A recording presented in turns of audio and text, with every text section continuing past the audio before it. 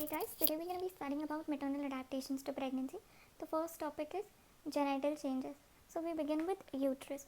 So the weight of uterus in non-pregnant female is 80 grams and that of a pregnant female is 1100 grams. Size is, that is the length is 7.5 centimeters and pregnancy 35 centimeters. Volume is 5 to 10 ml and volume of a pregnant uterus becomes 5 liters. So what are the basic changes happening in the uteruses? There is hyperplasia and hypertrophy. So hyperplasia and trophy are the things that are happening, and it's mainly hypertrophy and less of hyperplasia. So basically what is happening is there is increase in the muscle mass. Okay, so muscles are undergoing hyperplasia plus hypertrophy under the influence of estrogen plus progesterone. Okay, so this is hormone dependent growth, and this happens in the initial half of the pregnancy, that is like around T1. There is increase in the mass of the muscle. Along with increase of the size of the muscle, there's also new additional muscle that is being produced. Okay, so there's new muscle as well as there's growth of the muscle leading to increase in size of the muscles ultimately. So new additional muscles. So this is what is happening in the first trimester. Now what happens in the next trimester, like in the third trimester, that is after 20 weeks onwards, the fibers that were produced, they start stretching. So this is the change that is happening in the muscles. So next the changes happening in the muscle. Okay, so muscle fibers we know are of three types: outer, longitudinal, intermediate. So intermediate fiber is also called as the living ligature. So why is it called living ligature? Is because these muscles are arranged in such a way that they form 8. So when they form 8, blood vessel gets occluded in it. Okay, and then the last inner circular layer.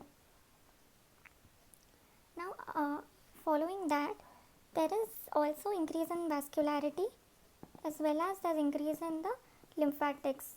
So when you do to show that there's increase in vascularity, when we do a Doppler, we can see that the amount of uterine artery, like the volume, the width of the uterine artery becomes double the non-pregnant size.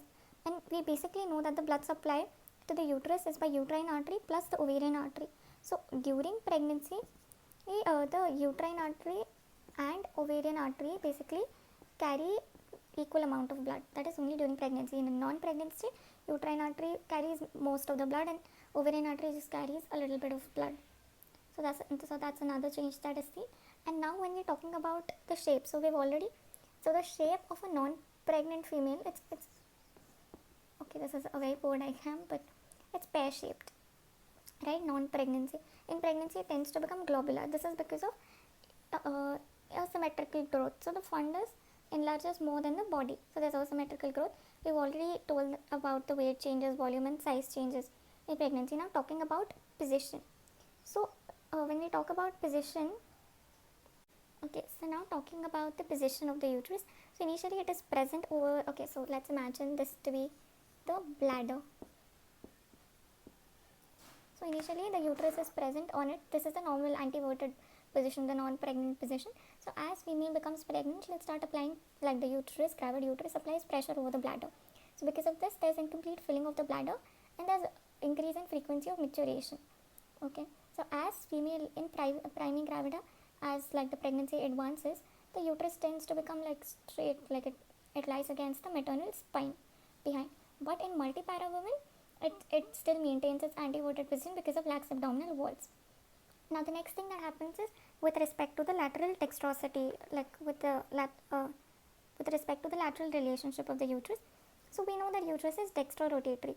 That is because the sigmoid colon occupies the left half of the abdominal cavity, but the cervix is levorotatory. Now talking about the contractions, with false uterine contractions, that is the Braxton Hicks contraction. Okay, so these Braxton Hicks contractions are named after the scientist who discovered them. Alright, so now Braxton Hicks contractions, they happen like they begin as early as the first trimester of pregnancy, and female is unaware about it. Okay, so the patient is unaware that she is even having contractions. So how will we as doctors appreciate it? So when we palpate the uterus, at times the uterus tends to be firm and at times it tends to be soft. So this is how we can palpate on abdominal or bimanual palpation. Okay, So these Braxton Hicks contractions, they are irregular, and then they're asymmetrical, spasmodic, infrequent contractions, and pressure is always going to be less than 8 mmHg. Okay. So if there's abdominal pregnancy, then Braxton Hicks contractions are absent. Now what happens during contraction? This is okay. So during contraction, the blood vessels, as we know, we've spoken about the living ligature, right? So the muscles contract. When these muscles contract, the blood vessels get occluded. Because of this, the uteroplacental insufficiency occurs, leading to fetal asphyxia. Okay, so this is what is happening during contraction. So when there is a contraction, it is always associated with fetal bradycardia. So that's the reason for fetal bradycardia. And endometrial changes. So we started with the shape, size, weight, volume, then we went and spoke about the muscles, we spoke about the position with respect to the bladder, the lateral obliquity, contractions occurring. Now endometrium. So this is just going to be a short snippet. So here this is, so you just imagine this to be the myometrium directly. Now this is the endometrium. So when there is implantation, this is implantation is always going to be eccentric. So this part is, so implantation is always going to be eccentric. This is superficial, like it is not implanted completely. Now here we have proper interstitial implantation. Okay, so you imagine we have space here. So this is the decidua. So then once implantation, proper interstitial implantation occurs, the endometrium becomes the decidua. So the decidua on top of the implanted zygote becomes the decidua capsularis. At the base becomes decidua basalis. And then the remaining part, all of this is decidua parietalis. So this is what is happening to the decidua. Now we've spoken about the uterus as such. Now coming to the isthmus. So second topic is the isthmus. So what is happening to the isthmus? We basically know that isthmus is the distance between the anatomical and histological. So this is anatomical internal os and this is histological internal os. So this area is isthmus. During pregnancy, every genital organ is going hypoplasia, hypertrophy and hypoplasia. During pregnancy, the length of the isthmus is going to increase up to 3 times. Okay.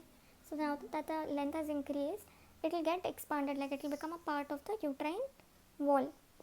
So it gives more space for implantation. And one more thing that it does is, this isthmus will act as a contractile tissue and it will prevent the fetus from slipping. Okay, so in case there's in case the isthmus is not, the fibers are lax, then there will be early mid-trimester abortions are very, very high. So to treat this, we do encirclage operation. So this could be a question where you can ask that encirclage operation is done for what? So it's done when there is laxity of the isthmus, like the incompetency of isthmic muscles, okay, because it's acting as a sphincter. So it's basically firstly acting as a sphincter, and also it is increasing in length. So that is also undergoing hypertrophy and hypoplasia to encompass, like to provide space to the growing fetus. So we are doing this in an order. We finished the uterus, then we went on to do the isthmus, and now we're going to talk about the cervix. So changes in the cervix. Cervix is also undergoing hypertrophy and hypoplasia, and basically there's increased vascularity, there's increased glands. Okay, so we have a named sign here. We have something called Goodell's sign. So Goodell's sign, what is Goodell's sign? It is softening of the cervix. In the the first trimester, there is softening of the cervix. So that is Goodell's sign. So we know there's hypoplasia, there's hypertrophy of the epithelium of the glands. So now because there's hypertrophy of the glands, what happens is the cervix will have increased secretions that are produced. So there's leukochoria. This leukochoria is under the influence of progesterone. So the secretion will go and block. Okay, so they form a mucus plug. So when at the time of birth, like during labor pains, this mucus plug is shed off along with a little bit of blood, and then we can see the fetal head. So this is called as show. Alright, so what is the function of why did our body have to produce this mucus plug? So this mucus plug is produced to prevent infections from entering. So it's one of the natural mechanism to prevent infections. So that is another action. And there can be bluish discoloration because of increased vascularity, as we have already established. And sometimes the epithelium, we have already told that the epithelium is also undergoing hypoplasia. So this squamous epithelium of the cervix can undergo hypoplasia, and it can stimulate carcinoma in situ. Okay, so it can stimulate carcinoma in situ, but this carcinoma in situ, but it is actually not carcinoma in situ, it's hormone dependent and it will resolve spontaneously, so there's no need to worry about it. Now next we're going to talk about the vagina. So changes in the vagina, first most important sign is we have the Chadwick sign, also called as Jacquemus sign. So Chadwick sign or the Jacquemus sign. So in this sign what happens, as we know already, there is hypertrophy, there is hyperplasia, even in the vagina there is hypertrophy and there is hyperplasia. So what is happening is there is increased vascularity, so because of venous supply there is coloration, there is bluish discoloration of the vaginal wall. Along with that there will be secretions. Now what is happening to vaginal secretions is there is so the glycogen is getting converted into lactic acid with the help of lactobacillus,